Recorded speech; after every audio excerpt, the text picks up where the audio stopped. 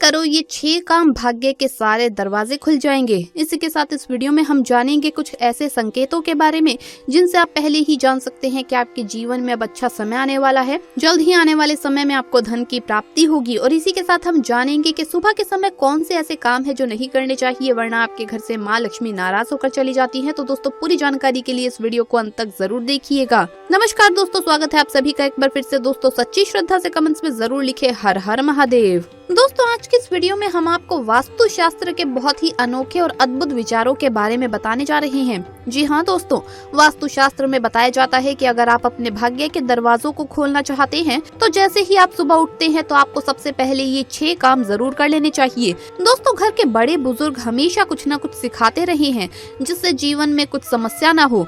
दोस्तों, हमारे देश और समाज में संस्कारों का विशेष महत्व है। ये सभी कार्य न केवल भलाई के लिए होते हैं बल्कि आपकी तरक्की को भी प्रभावित करते हैं। शास्त्रों में भी कुछ बातें बताई गई हैं जिनको पूरा करने से आपका दिन बेहतरीन हो जाएगा। आज हम आपको कुछ ऐसे ही उपाय बताने जा रही हैं जिन्हें करने से न केवल मान सम्मान में वृद्धि होती है बल्कि धन आगमन के साथ भाग्य के दरवाजे भी खुल जाएंगे। तो दोस्तों, आइए जानते हैं बिस्तर छोड़ने के बाद कौन से अच्छे काम है जो सबसे पहले कर लेने चाहिए। लेकिन उससे पहले आपसे रिक्वेस्ट है कि वीडियो को लाइक करें, अपने दोस्तों के साथ शेयर करें और अगर आपने अभी तक चैनल को सब्सक्राइब नहीं किया तो सब्सक्राइब करके बेल आइकन जरूर प्रेस कर लें। दोस्तों, सबसे पहली बात, बताया जाता है कि शास्त्रों के अनुसार सुबह उठते ही सबसे पहले दोनों हथेलियों के दर्शन करने चाहिए और जमीन पर पैर रखने से पहले पृथ्वी माता से क्षमा मांगनी चाहिए। शास्त्रों में पृथ्वी को हमारी माता बताया गया है जो हमारा बोझ उठाती है। ऐसा करने से आपके सभी दोष दूर होते हैं और शरीर में एक सकारात्मक ऊर्जा का प्रवेश होता है। नंबर 2, दोस्तों, कहा जाता है कि सुबह हर रोज स्नान करना चाहिए और स्नान करते समय सभी तीर्थ स्थलों और पवित्र नदियों के नाम का जप अवश्य करना चाहिए। ऐसा करने से आपको सभी तीर्थों का पुण्य मिलता है और संभव हो सके तो हर रोज थोड़ा गंगा जल पानी में मिलाकर नहाना चाहिए। स्नान करने के बाद तांबे के पात्र में जल भरकर सूर्य देव को जल अर्पित अवश्य करना चाहिए। ऐसा करने से ही दिन की शुरुआत अच्छी होती है और आत्मा और मन को ऊर्जा मिलती है। साथ ही कुंडली में सूर्य की शुभ स्थिति रहती है। इसका असर हमारी बुद्धि पर तो पड़ता ही है, साथ ही समाज में मान सम्मान और आर्थिक वृद्धि भी मिलती है। नंबर 3, दोस्तों, बताया जाता है कि सूर्य देव को जल देने के बाद तुलसी को जरूर जल चढ़ाएं और घर के मंदिर में पूजा पाठ जरूर करना चाहिए। नंबर 4, सुबह खाना बनाते समय आप एक रोटी जरूर अलग से निकाल दें जो कि आपको गाय को खिलानी चाहिए। आप हर रोज काम पर निकलने से पहले एक रोटी गाय को जरूर खिलाइए। इससे आपके घर में बरकत होगी और अन्न और धन की कभी भी कमी नहीं होगी। नंबर 5, सुबह अगर आप ऑफिस या फिर जरूरी काम से बाहर जा रहे हैं तो सबसे पहले माता पिता का आशीर्वाद जरूर ले लेना चाहिए और फिर देवी देवताओं का ध्यान करें। साथ ही बच्चों को भी जाते वक्त माता पिता के चरण अवश्य छूने चाहिए। नंबर 6, नहाने के बाद घर में पूजा करने के बाद मुख्य द्वार पर हल्दी वाले पानी के छींटे मारने चाहिए और दरवाजे के दोनों ओर इस पानी को प्रवाहित कर दे। इसके लिए आपको एक लोटे में जल भरकर उसमें थोड़ी सी हल्दी डालनी है और इसके बाद ये कार्य करना है। इससे बुरी नजर घर में दूर रहती है। शाम के समय मंदिर में दिया जलाने के बाद एक दिया मुख्य द्वार पर भी जलाकर रखना चाहिए। माना जाता है कि मुख्य द्वार को रोशन करने से माँ लक्ष्मी आपके घर में प्रवेश करती है। इसके अलावा दोस्तों, आपको हर रोज घर से निकलने से पहले थोड़ा सा दही का सेवन करना चाहिए। इससे आपके कार्य में बाधा नहीं पड़ेगी और ये शुभ माना जाता है। और देवी देवता भी ऐसे लोगों पर अपनी कृपा बरसाते हैं। घर से बाहर निकलते समय नासिका में जो स्वर चल रहा हो सर्वप्रथम उसी पैर को बाहर निकालना चाहिए। नंबर 7, दोस्तों, गंगा जल का हमारे शास्त्रों में बहुत महत्व है। पौराणिक कथाओं के अनुसार गंगा एक ऐसी नदी है जिसमें स्वयं देवी देवताओं ने स्नान किया है, इसीलिए गंगा के जल को बहुत ही पवित्र माना जाता है। रात को सोते समय तांबे के लोटे वाले जल में थोड़ा सा गंगा जल भरकर अवश्य रखें और पूरी रात भर अपने सिरहाने के पास रखें और सुबह के समय इस जल को लेकर अपने बिस्तर पर इसके छींटे मारें, फिर जल को पी ले।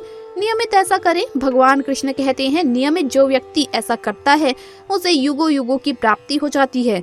ऐसा व्यक्ति लक्ष्मी की कृपा से रंग से राजा बन जाता है। मान्यता है कि अगर मृत्यु के समय व्यक्ति के मुंह में गंगा जल डाल दिया जाए तो उसके पाप कर्म नष्ट हो जाते हैं और उसे मोक्ष की प्राप्ति हो जाती है। गंगा जल कभी भी अशुद्ध नहीं होता और ना ही ये कभी सड़ता है।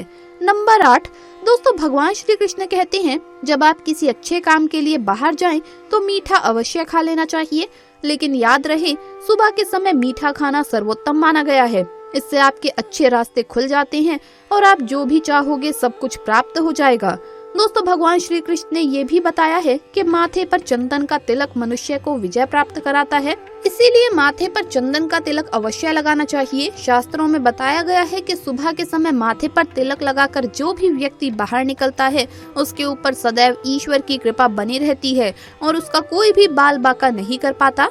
दोस्तों, माथे पर तिलक लगाने से काल भी आपका कुछ नहीं कर पाता। ऐसा व्यक्ति अकाल मृत्यु से बचा रहता है। दोस्तों, शास्त्र कहते हैं कि मनुष्य को रोज सुबह जल्दी जाकर नित्य कर्मों से निर्वृत्त होकर स्नान आदि करके ही भोजन करना चाहिए, तभी उसे शुभ फल की प्राप्ति होती है और उसका दिन भी शुभ जाता है।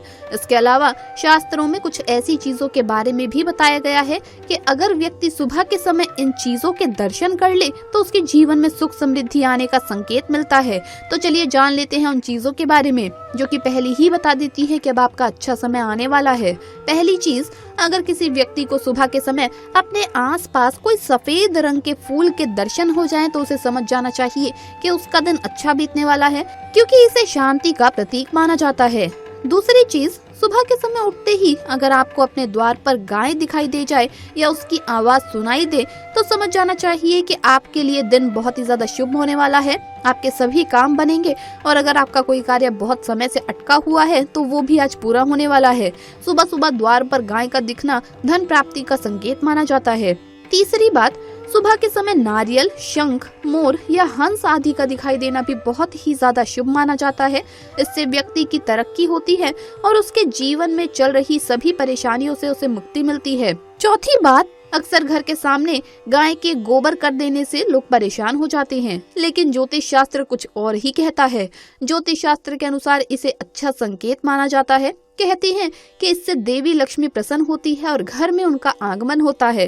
दोस्तों, गाय के गोबर में इतनी शक्ति होती है कि वो वास्तु दोष को दूर करती है, इसीलिए ये बहुत ही ज्यादा शुभ संकेत माना जाता है। पांचवी बात, सुबह अपनी हथेलियों के दर्शन करना भी अत्यंत शुभ माना गया है, क्योंकि हथेलियों में माँ लक्ष्मी, माँ सरस्वती और भगवान श्री कृष्ण का वास होता है, जिससे धन, ज्ञान और सुख की प्राप्ति होती है। छठी बात, अगर किसी व्यक्ति को सुबह सुबह घर से बाहर कहीं भी गणेश जी की मूर्ति या तस्वीर के दर्शन हो जाए तो इसे अत्यंत ही शुभ संकेत माना जाता है। कहते हैं कि इससे व्यक्ति के जीवन में आने वाला कोई बड़ा संकट अब टल चुका है। आठवीं बात, अगर सुबह उठते ही आंगन में चिड़िया चहचहाते हुए दिखाई दे जाए तो समझ जाइए कि आपके घर में धन का आगमन होने वाला है और जल्दी ही आपकी गरीबी का अंत होने वाला है। नौवीं बात, सुबह के समय अगर आपको नाचता हुआ मोर या नाचते हुए मोर की तस्वीर दिखाई दे जाए तो ये बहुत ही ज्यादा शुभ संकेत है।